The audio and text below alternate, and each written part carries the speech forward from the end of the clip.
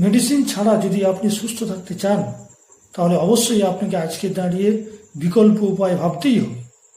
কারণ মেডিসিনটা এক প্রকার বিষ। সেই বিষ জাতীয় ওষুধ দিনের পর দিন খেতে খেতে কিন্তু আপনার শরীরে নানান সমস্যা সৃষ্টি হতে পারে ভবিষ্যতে, বা হচ্ছে। সেই জন্য আপনাকে সুস্থ থাকতে গেলে বিকল্প উপায় ভাবতেই হবে। বিকল্প উপায় হচ্ছে মর্নিং অ্যাক্টিভিটি এবং মর্নিং নিউট্রিশন। মর্নিং অ্যাক্টিভিটি বলতে সকালে যোগা এবং প্রাণায়াম করুন।